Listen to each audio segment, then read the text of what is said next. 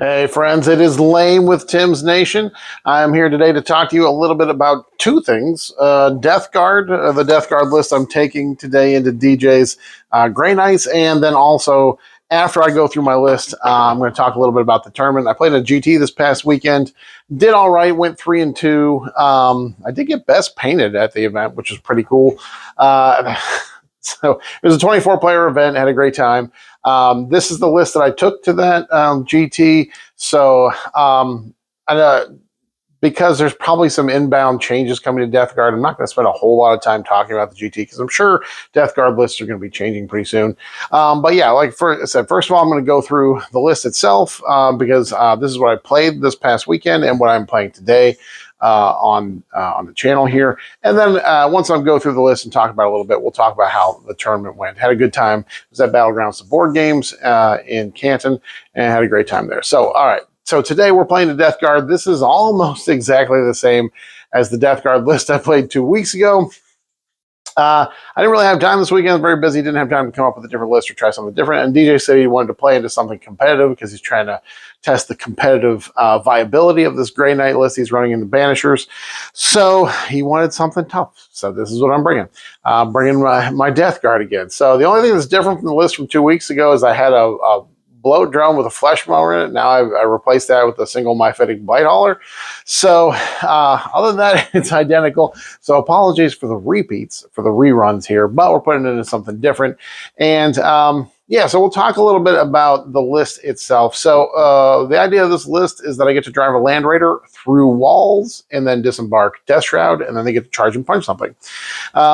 This is a list that really allows me to kind of hit pretty hard turn 2 and go after 4 medium units in a big way, or if I'm playing against like an Imperial Knight with big knights or Chaos Knights or big critters, I can go after maybe 2 big units to take them down. But yeah, the idea is that it's got a lot of mobility. Of course, the Death Shrouds have their 6-inch deep strike, which is really strong, but I found there's certainly times when people can block out and block out my deep strikes screen with trash units, or have be able to have some kind of deep strike deny unit that has a 12-inch deep strike deny bubble.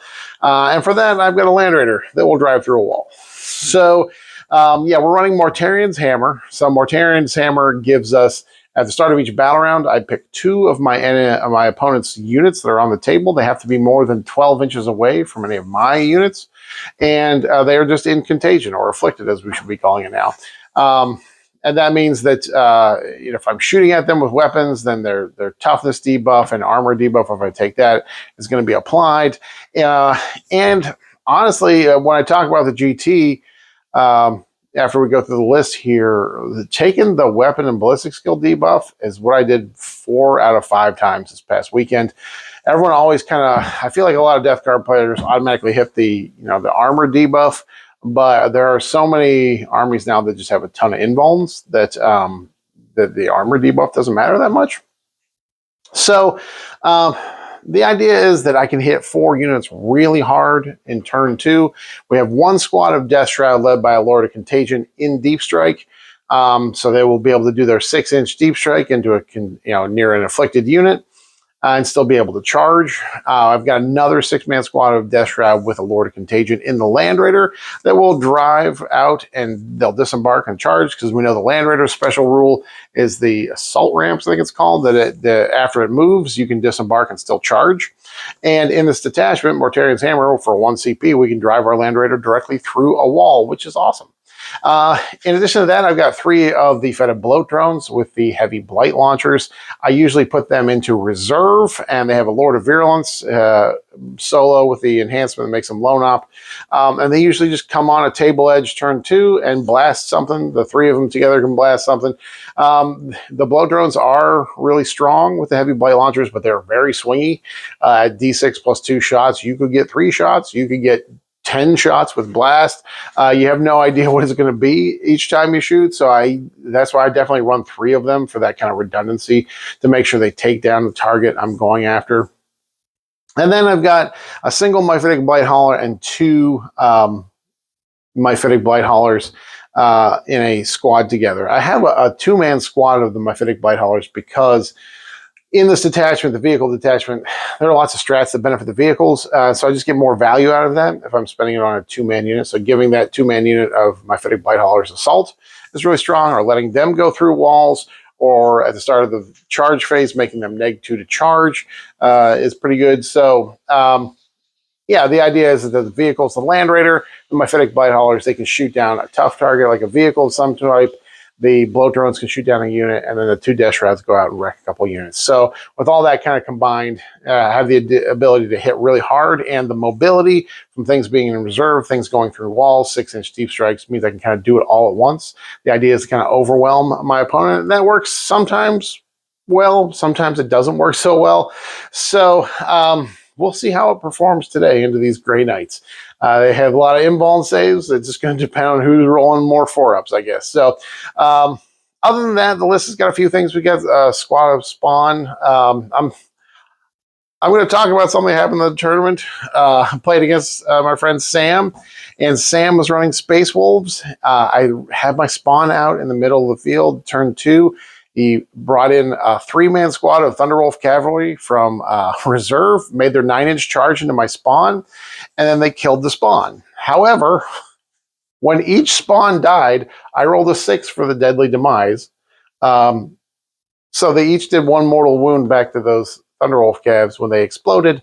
And then because he allocated 6 attacks to our Death Guard spawn, and they bounced mortals back, I rolled 6 dice. Every 4-up was a mortal back, and all 6 were 4-ups. So those Thunderwolf Cav, they killed the spawn, but the spawn did 8 mortal wounds back because every single one hit. Each deadly demise on 6-up, and all the 4-ups on the rolls, the 6 dice bouncing back the attacks. So it killed 2 Thunderwolf Cavs, which was the dice also went bad in other ways for Sam there, but that was kind of a hilarious interaction. So anyways, let's do the actual list here and then talk about how we plan to use it.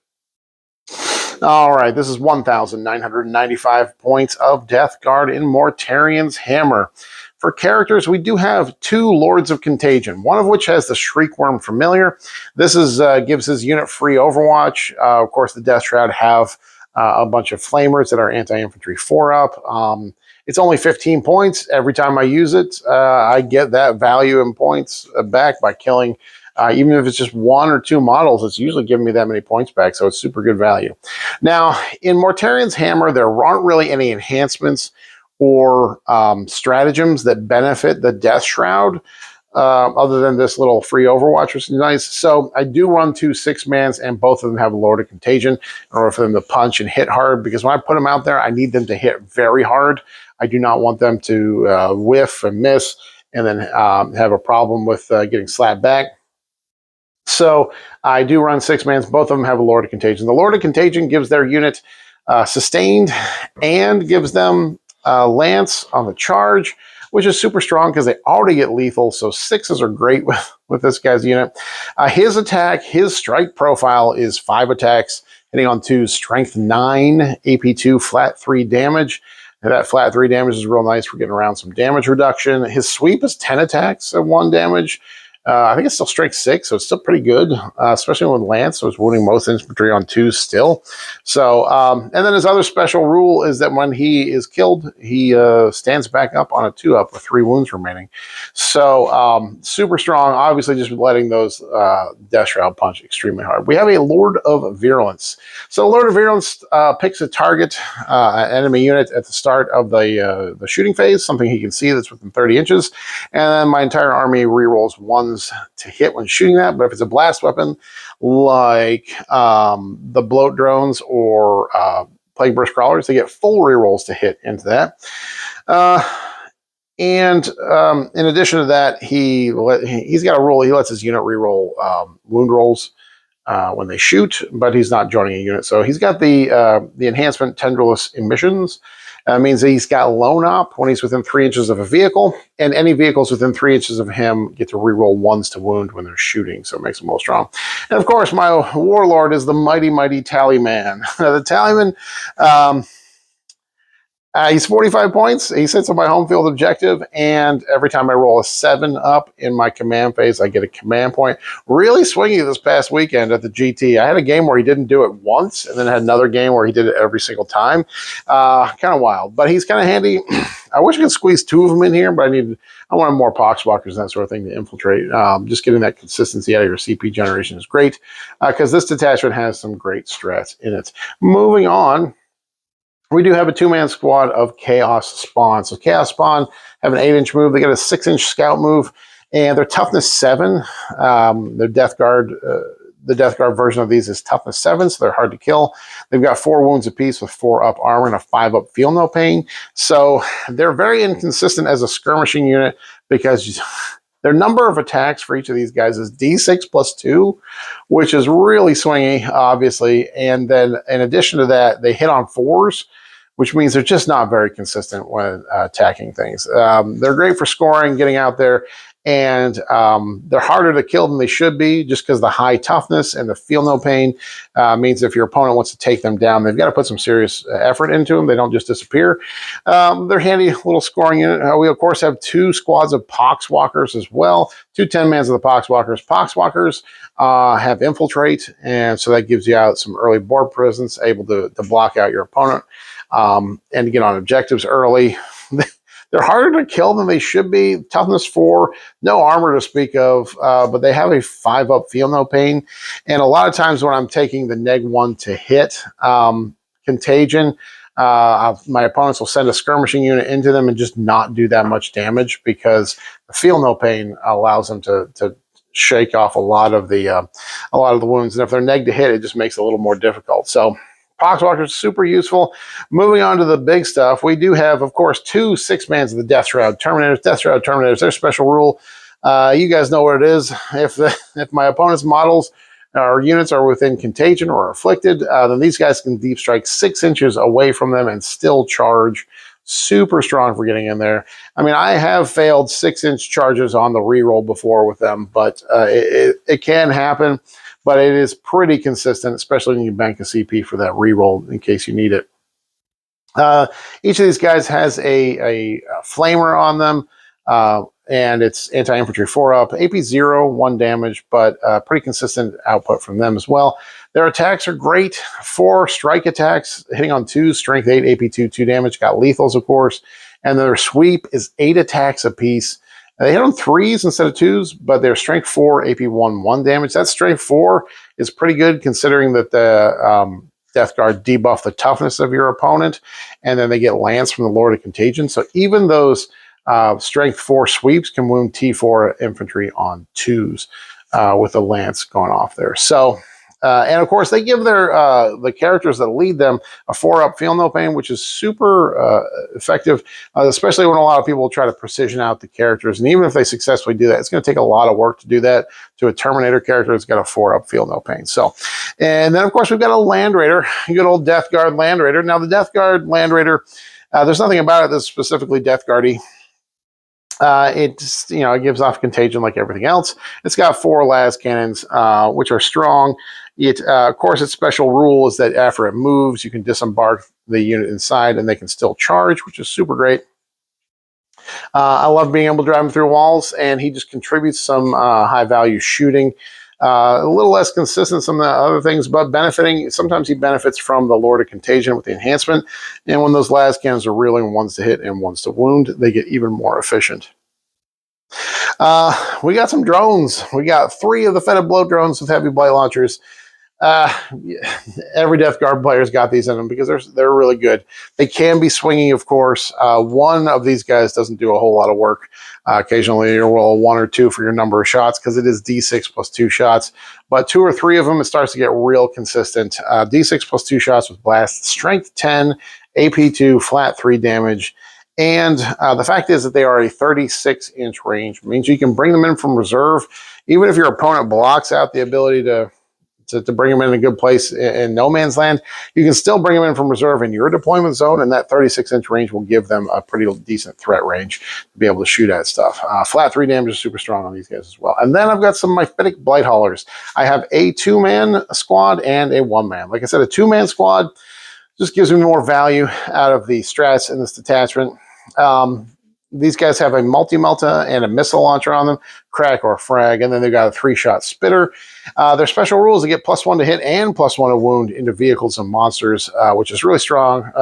The crack missile and the meltas are strength 9, but you've got a toughness debuff when you put things into contagion. So a toughness 10 vehicle that a melta would normally be wounding on 5s, when it goes down to toughness 9 and you get +1 to wound, you're wounding on 3s, you get a lot more consistent. And again, they benefit a lot from that lore to contagion, giving them the reroll 1s to hit, and the one with the enhancement, giving them the reroll 1s to wound. All right, guys, that is it. That is the list. Okay, I've said what I want to do with these guys. I want to hit stuff really hard turn 2, move everything out, position, stage, get ready, and then do some 6-inch deep strikes, disembark from land raiders, bring in some units, some vehicles from reserve, and just shoot and punch a lot of stuff. It worked fairly well, and now I'm going to talk a little about the GT this past weekend. It was in Battlegrounds, the board games. We had a great time there. Ed and Brandon run a great store. It's very clean. There are 3 bathrooms, which is great when you got a bunch of nerds in a building together. There's carpet. It's not loud or echoey in there. Plenty of space, excellent tables. The terrain and the mats all are themed and matched, so it's a great place to play. If you can ever get to Battlegrounds, the board games, you should go there. They also do trade-ins for used models, so if you have used models you want to trade in, or if you want to go buy used models, they have them there, so they do that. So anyways, only 24 people started. It's kind of funny, Battlegrounds, the board games, when they have an RTT, they get 30 to 40 people, but when they just do a GT, fewer people show up. I guess fewer of their regulars want to commit to a 2-day. But 24 of us started. There were a lot of real good players from the area, though. So it was going to be a tough fight. A lot of good matches there. So first I played against Drake. Drake was running Thousand Suns. This is the first time I've played against Thousand Suns in probably a year, so I wasn't really familiar with the new codex. Drake was a newer player. We had a great time, but I think it was the second tournament. And was able to win that one pretty handily. It went pretty well for me. Let me see here. It was, 88 to 54. So we had a good game. And part of it was me kind of coaching him through some stuff to do, some of the rules, of course, because, again, he was a newer player. But we had a great time, and I love playing against anybody that wants to play Warhammer. So even if you're a newer player, go to a tournament. You don't have to worry about if you're not good yet. If you play against a really good player, they'll coach you, they'll help you, they'll give you some tips and things. It's always a good time. So moving on. Next, I played against Simon. Simon was running Dark Angels. He had the Lion, a couple squads of the Deathwing Knights, some of the bikes, and he pushed the Lion forward pretty early. I don't know if that was the right call. He went for area denial and charged the Lion into some Poxwalkers. He got the Poxwalkers, but then in the next turn, I got the Lion and picked up 3 of the bikes that had Samael leading them. Going into the Deathwing Knights was tough. Obviously, the Deathwing Knights have damage reduction all the time. That's their rule. And they are just Terminators. They're 4-wound Terminators, so they're super durable. I went at him with Death Shroud and did use the sweeps. But even that, because he had so many invulns, I did not take the armor reduction. So the AP1 sweeps, and then the armor contempted. It was just, no, I did take the armor. That's the one match where I did take the armor reduction. Thousand Suns, there were so many invulns that I didn't bother with it. I took the neg to hit. And I did take the armor reduction, but still, armor reduction on the sweep, it makes it functionally AP2. He armor contempted into the Deathwing Knights and bounced a little bit, but still the blight launchers on the Fetid Blow drones are really good at picking up 3-wound bikes. So they shot into those pretty well. Did a lot of work there. So we had a great time. Again, had a good time. That was another win for the Death Guard. Let me see here. Score there, 100 to 76. I had 100, and Simon had 76. Moving on, round 3, I played Sam. Sam was a diehard Space Wolves player, and he was running, I forget the name of the detachment, but he was Space Wolves in the one where they get the lethals into vehicles and monsters and character units. And he just had a bunch of units. I think Space Wolves can run a lot of units. So he had 3 3-mans of Thunderwolf Cav. He had a bunch of the Head Takers. He had a bunch of Wolfen. Not really any vehicles, not a whole lot of shooting, so to speak. So that like the game, the game was going my way, and then I think it was in turn two. On his turn two, the dice just really, really went my way for a big turn. He failed a 6-inch charge with some head takers on a reroll, so they were kind of stuck out in the open. He charged a big squad of head takers and a big squad of Wolfen into my Death Shroud, who had gotten into the middle. The head takers swung first. They did like 11 wounds, but I made 9 of my 4-up invulns, so I only lost 1 Death Shroud. And of course, I had 2 CP banked, so I swept back, hit back, and I put all of the Death Shroud into the Wolfen, and they killed most of them down. There was 10 of them plus a character. I killed 9 of them. So there's just 1 left in the character. And I put the Lord of Contagion by himself into the head takers. So there were 5 head takers left in a character. I had gotten 1 in Overwatch. Those guys are 3 wounds apiece with a 4-up invuln. I did the strike profile with the Lord of Contagion. It's flat 3 damage. I did 6 wounds with the sustained onto the head takers, and Sam failed 5 out of his 6 invulns. So I made all the invulns. He failed all the invulns. And that Lord of Contagion by himself killed 5 head takers in 1 fell swoop. So that was a rough turn for Sam. So for the rest of the game there, it kind of went my way. He bounced pretty hard in that turn and took a lot of damage in his own turn. That one ended up 95-73. So day 1, feeling pretty good. I went 3-0 day 1. Came back the next day and had to play Benson. Benson and I, this is only the second time I've ever played Benson, and hilariously, Benson runs these lists full of just big giant monsters. Last time I played him was Deathwatch, and he was running demons with a whole bunch of great unclean ones, and I think Bellicor and all that sort of thing. It was a year or two ago. I took fixed secondaries. I took Bring It Down and Assassinate, and I maxed out my secondaries, but scored 0 on primary in that game because he just kept me off of the middle objectives in No Man's Land, and it was a game where only they counted. So this time I had to keep a tradition. So he was running Death Guard also, but he's doing Taliban Summoners, which I've not seen a lot of people play.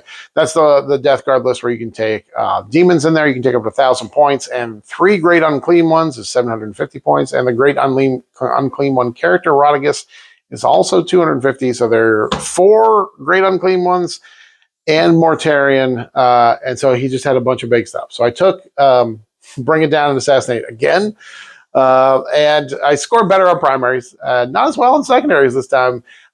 Just the dice just did not go my way. Benson's a very good player. He runs a very strong list, but I bounced, and by the end of the game, Mortarion was left with 1 wound. There was a great unclean one left with 2 wounds, and I had pounded so much into him and just made enough invuln saves. So I was just 1 wound away from 2 of those guys that would have given me another 18 points for those 2 to be dead, and obviously would affect the game in other ways. But it was a great game. Up until that point, Benson had scored all 100s in his first 3 games, so I kept him to 85. It was 85-53, I think. So I kept him from 100, so that was my moral victory there. And then the last game I played into, and again, that was another one where I did not take the armor debuff because all the great unclean ones just have 4-up invuln. So, and again, taking the -1 to hit, which was relevant there. And finally, I played into Necrons. You guys know I have a lot of practice in the Necrons. Jordan was playing Star Shatter. He had 2 Satans. He had the Silent King, and he had the enhancement on a Hex Mark that was just giving the Silent King -1 damage every turn. And it was just a huge counter to my army because the Satans cut damage in half. The Silent King reduces damage by 1, meaning my Death Shroud just bounce off of 1,000 points of his army. So I went at him real hard. Turn 2, he made a lot of invulns. I really just did not do any damage anywhere. Didn't really kill anything. I killed like 1 destroyer or something. It was not very satisfying. I thought it was done for. We kept playing it out, and I was able to scrape it back. It was an incredibly close game because it came down to he was doing sabotage in the last turn on my he went first, so he was doing sabotage in my deployment zone, but my Land Raider could see the 3 Tomb Blades that were doing it. So I was able to score enough points on primaries and secondaries and a Challenger card that if I shut off if I shut off his sabotage, it would have given me the game. I would have won by 2 points. I shot the Land Raider at them, and he just whiffed. Out of 4 las cannon shots, he only hit with 1. Even with the CP reroll, he only hit with 1. And I did the wound, but he made the save on that. The heavy bolter came through and picked up 2 of them. And then the combi bolter got 2 wounds through, but he rerolled 1 of them. So the last Tomb Blade survived on 1 wound, which meant his sabotage completed, and that meant that he scored 6 points there. So he won by 4 points. Super close game. We had a great time. I was reeled down in the turn 2, and I just bounced off of him, but was able to pull it back and scrape it back and do some more damage. So the neg 1 to hit was super good there. Again, most of his stuff is based on invulns, Satans, Silent King. So many invulns in there that, yeah, we were just taking the neg 1 to hit, especially into Star Shatter, trying to make them a little bit less efficient. So had a great time. Didn't get as many dice as I normally do because I played a bunch of people I've played already. I got 2 dice because every time I go to a GT, I trade dice with people. That's why I had my lane dice made. I got 2 of them though. And like I said, I did get best painted at the event, which is very cool. So best painted for the Death Guard out of a 24 player event. Very proud of that. So glad to be bringing home a nice paint set that they gave me there. So had a great time, and that, like I said, the biggest lesson I think from this is that the armor debuff is not always the best choice for your contagion. That neg 1 hit is super relevant. Just check out and see how many invulns your opponent has. So, all right, guys, follow me over to the actual battle report. Let's watch the Death Guard do their work.